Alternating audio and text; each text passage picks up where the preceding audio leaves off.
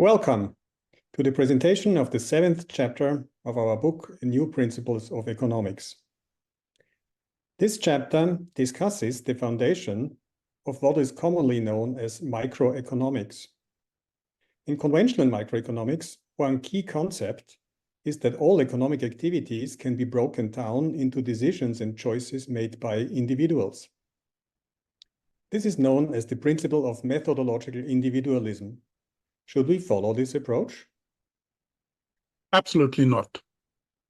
While the individual is an important part of our conceptual framework, we do not consider it the only basis for economic explanations. We do view the individual as an economic agent with agency, meaning the ability to act independently and set goals autonomously. However, agency is strongly influenced by social contexts and cannot be explained without those. We will deepen these explanations in our next 2 chapters on social networks and institutions. Can we then at least stick to the theoretical construct of Homo economicus, the other conceptual pillar of standard microeconomics? No, and yes. We approach individuals as having brains and bodies, that is, organisms with all kinds of capacities. This includes capacities for rational thought and emotional powers, such as empathy, which are fundamental for making humans social beings. In that sense, we say goodbye to Homo economicus. At the same time, economic agency in the context of markets manifests the emergence of forms of rationality that are based on calculation and quantitative measures. That means Homo economicus is still there, but not as a universal theoretical concept, but as referring to a sociological and psychological phenomenon in markets. This is inspired by Max Weber's view on rationalization as a historical process in capitalism. Homo economicus is a role played in the drama of markets, and depending on circumstances, we are free to adopt this role or to choose another avatar. So our understanding of the economic agent is significantly more complex than the standard economic view, although we do not use mathematical modeling of the individual. Instead, we will integrate insights from various disciplines. Here's our agenda for today. We begin by considering individuals as organisms with brains and review the latest findings in brain sciences, which have highlighted 2 fundamental characteristics of the human brain: its predictive nature and its social aspect. This leads us to replace the standard concept of rationality with 2 other fundamental concepts: reason and emotions. Building on this foundation, we delve deeper into the economic agent, specifically individuals acting within market contexts. Agents differ from individuals as biological organisms, in that they possess agential powers that emerge in social interactions. We define the economic agents as an entity with agential power and identity. Economic agents carry out economic actions as if playing a role in a drama. Consequently, we view economic agents as diverse and heterogeneous, while also sharing properties through contextualized roles. Lastly, we examine what economics conventionally considers an essential aspect of individual action, that is, choice and valuation. We highlight the role of learning and imitation, treating preferences as social rather than irreducibly subjective. We again take up the distinction between wants and needs, refining our approach introduced in the previous chapter. Lastly, we discuss the pivotal role of creativity, asserting that all economic agents are entrepreneurial subjects acting as both producers and consumers. Let us start with brains then. The human brain is a fascinating topic. It is one of the most complex structures known to us. It has a clear organic architecture with distinct parts like the cerebral cortex and the stem. At the same time, these parts are densely connected through billions of neuronal pathways, which always work together to generate behavior. Evolutionary psychologists have inspired some economists to argue that our preferences are shaped by the organic features of the brain, which evolved over very long time spans. This would explain our wants by our needs. For example, our eating habits may still be shaped by our evolved features as hunter-gatherers tens of thousands of years ago. But is this explanation satisfactory? It is most likely too simplistic. Human brains, as we have seen in chapter 4, have evolved a capacity for culture. This has resulted in a great diversity of human ways of life, with wants transcending needs beyond imagination. As we will see, this may also imply that there are frictions between wants and needs. In addition, every brain is unique and manifests its individual developmental history with a large degree of flexibility and malleability of brain structures, even in the adult stage. Humans are geared towards coping with varying and new environments. Indeed, our brains are constantly working to predict the outcomes of our actions, even the simplest ones, such as reaching for an apple. This means that our actions are guided by a look into the future, considering everything from the movement of our hand to our mouth, to the anticipation of the taste of the apple. Our brains do not store and process information like computers. Rather, they are complex systems of so-called sensory-motor circuits that deeply involve our bodies. The way we value things is based on our predictions, and we are always learning from surprises. Curiosity and creativity are fundamental parts of our brain function. So what is out there that the brain is supposed to predict? Well, the most challenging element is undoubtedly the behavior of other humans. This is because we have to make complex predictions, not only about others will do, but also about what they think we will do. This involves guessing about what those others think, about what we think of them. Therefore, the human brain is a social brain. And humans need many years to develop their brains through continuous interaction with others. We are also geared towards mind shaping. That is, humans spend huge efforts in educating and influencing the behavior of others. Mind shaping is key to reducing hypercomplexity and make actions predictable. Humans live in groups where roles are defined by cultural norms, however, without ever fully suppressing human individuality, curiosity, and creativity. What then is the place of rationality in understanding the predictive and social brain? Rationality faces a fundamental limit when it comes to predicting our behavior in complex interactions with others. We often surprise others and even ourselves, making it impossible to fully rationalize our ongoing relationships with other people. While we can design machines to behave rationally, we cannot apply the same rationality to our interactions with humans. Therefore, we conceptually enlarge rationality to reason. When we interact with others, we need to provide reasons for our actions, even to ourselves. This is in response to questions from the others like, why are you doing that? In a cooperative society, people often need to persuade others to join them, which requires giving convincing reasons. As a result, we view economic behavior as reasonable behavior. Even if we act spontaneously and without thinking, we may later find and present reasons to make sense of our actions.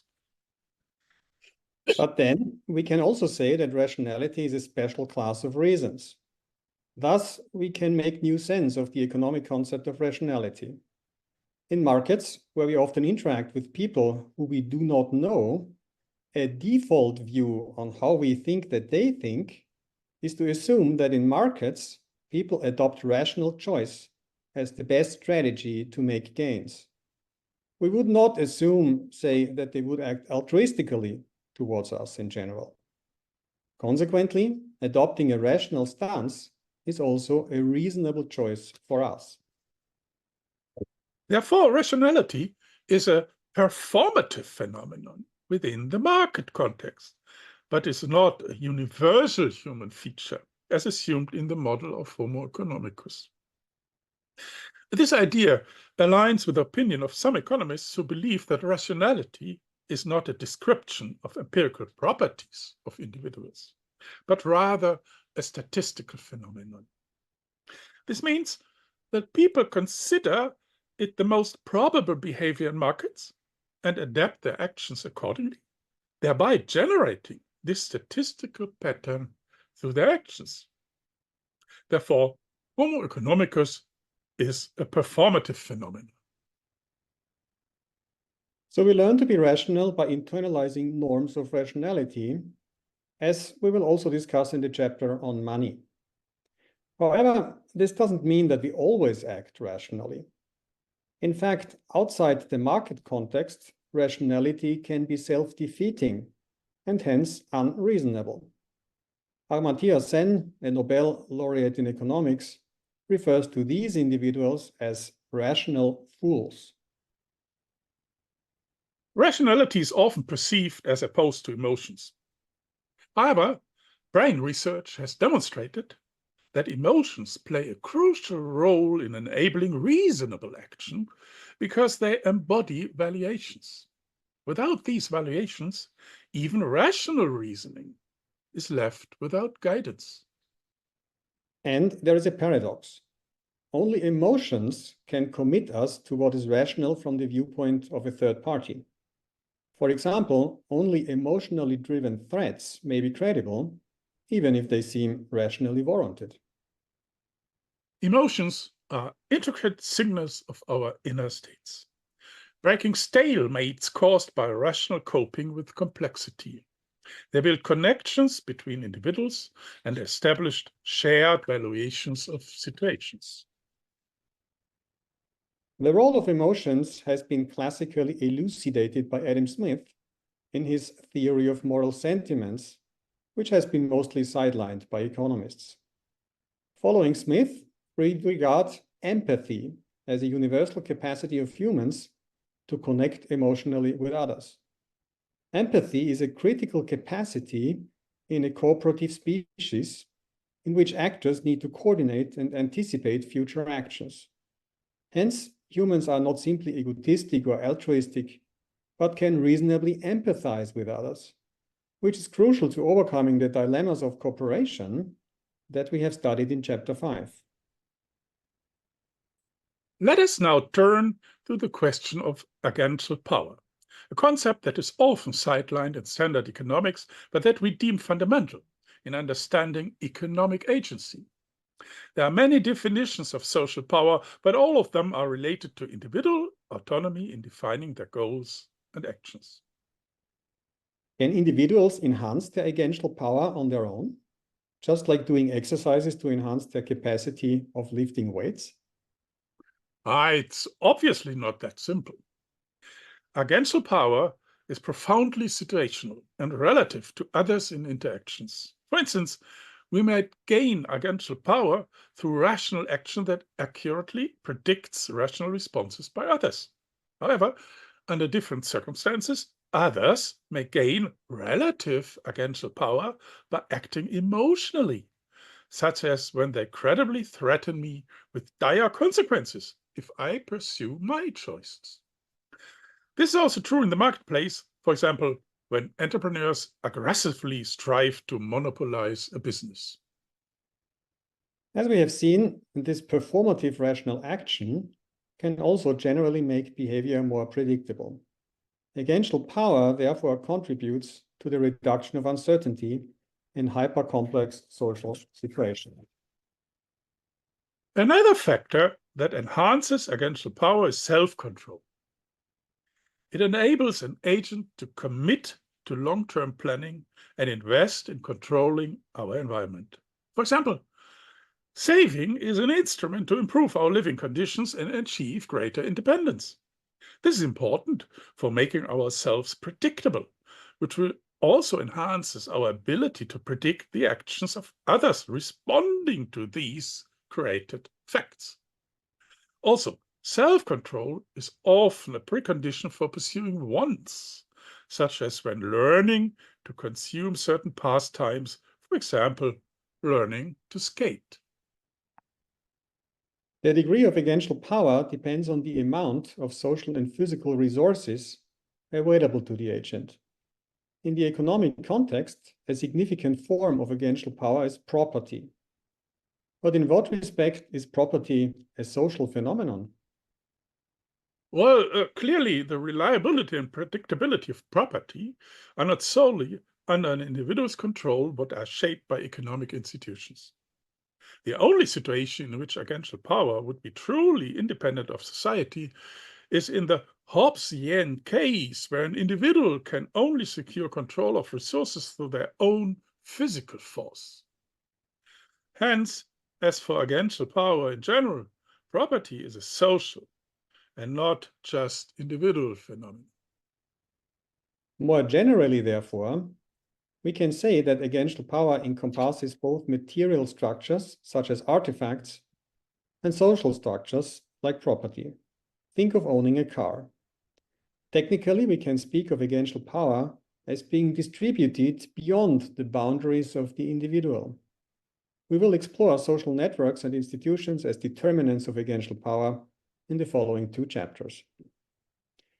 But now, let us turn to another key aspect of economic agency that we have already mentioned in our chapter 3 on values, namely identity.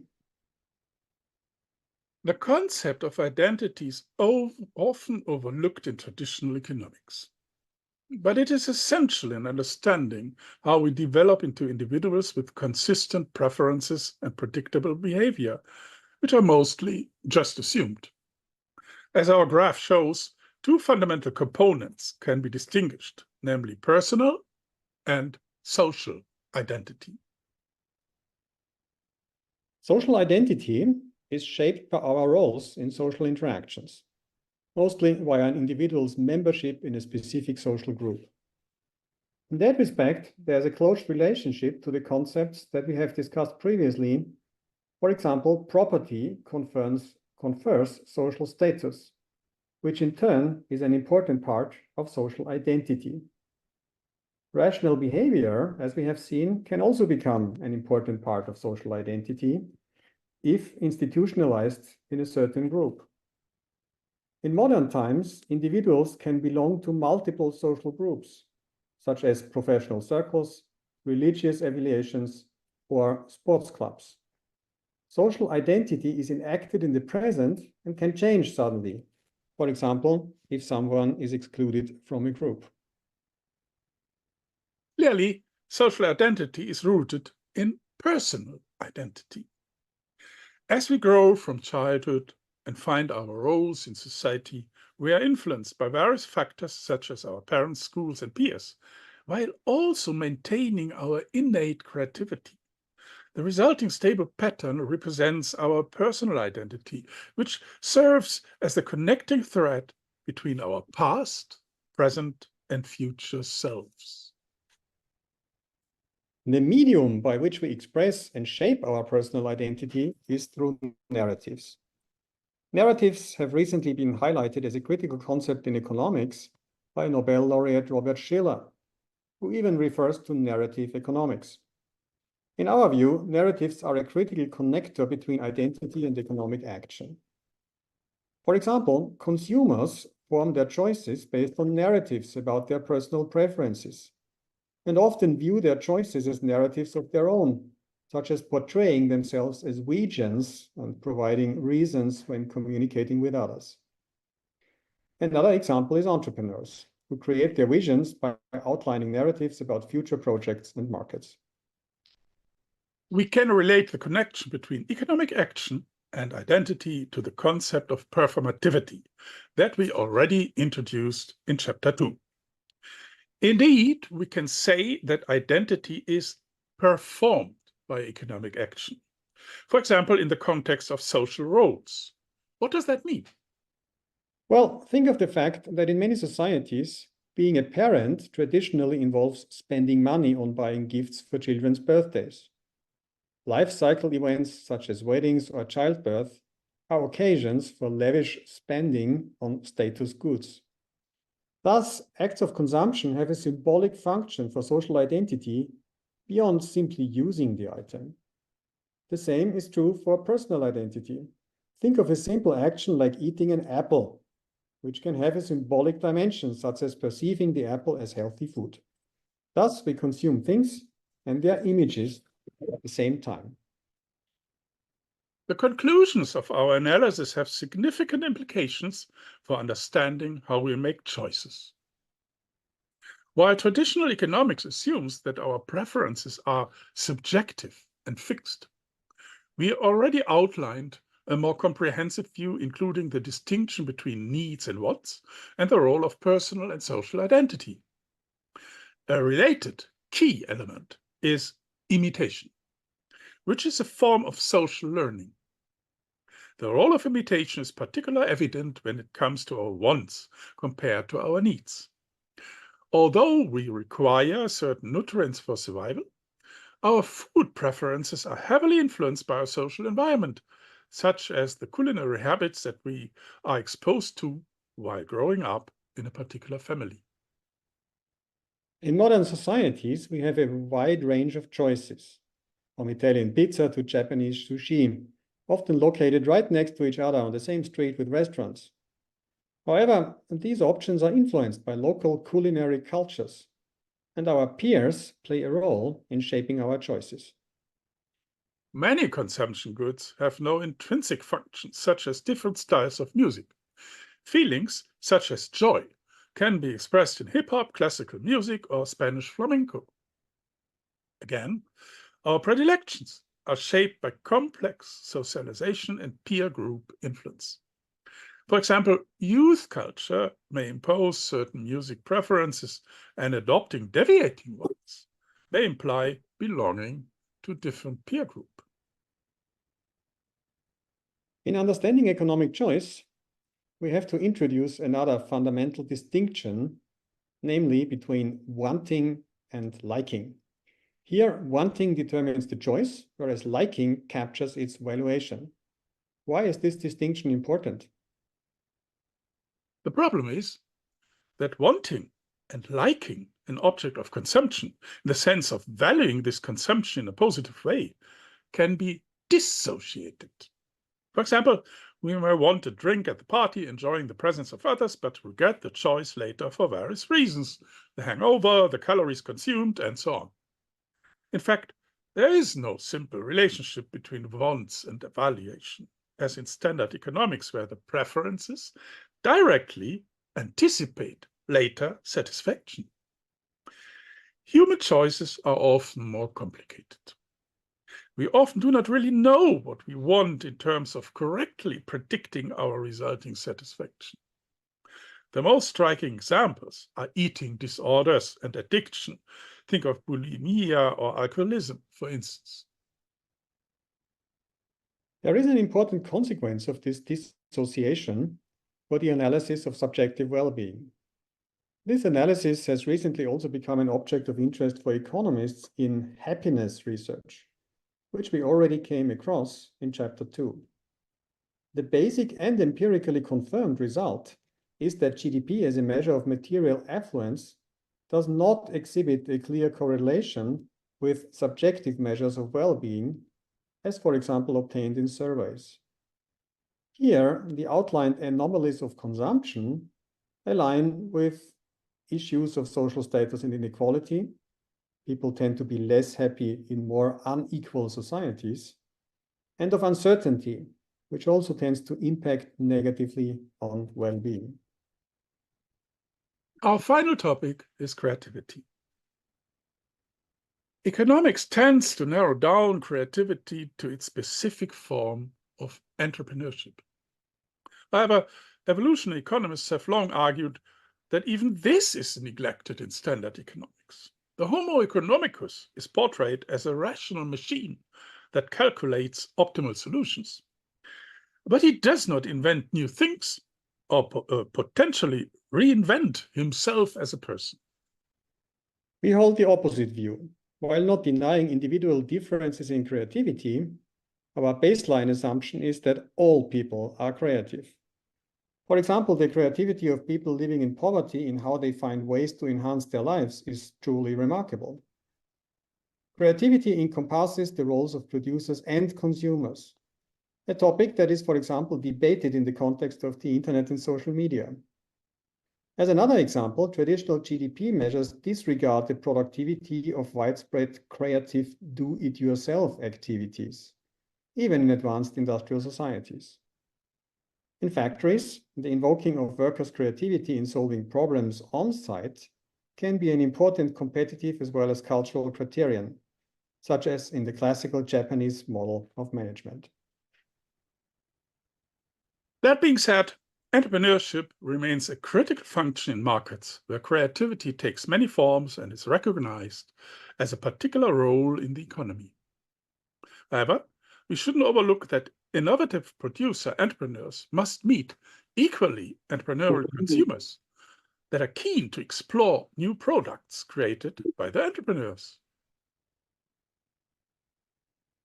Let us now summarize the major insights of this chapter.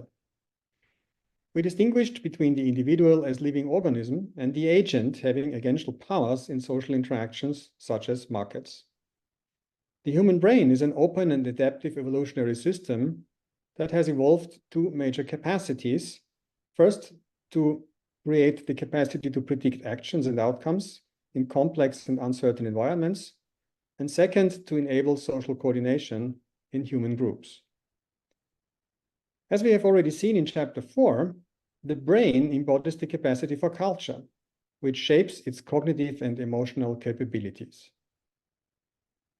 Social interaction is hypercomplex, which puts fundamental limits to rationally determining optimal action.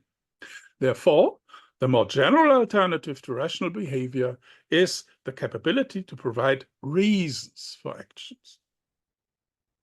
However, in the market context, rationality is the plausible assumption in understanding the actions of others and is therefore also strategically adopted by economic agents. Therefore, rationality is performative. We have also seen that emotions are fundamental in enabling reason and are devices to commit the individual to rational action. Emotions connect inner states with social contexts. Empathy is a core emotional capability in enabling the coordination of action. We then turn to agential power. Agency is shaped by agential power in social interactions and is conditioned by various factors such as self-control and resource endowments, which create distinct capabilities to act. Another key determinant of agency is identity, where we distinguish between social and personal identity. Both dimensions are shaped by narratives. Following up on chapter 2, we also put identity in the context of performativity. Many actions are performative in creating the identity which drives action in turn. Based on this, we then discussed economic choice. As already analyzed in the previous chapter, mechanisms of choice involve the basic distinction between wants and needs. Based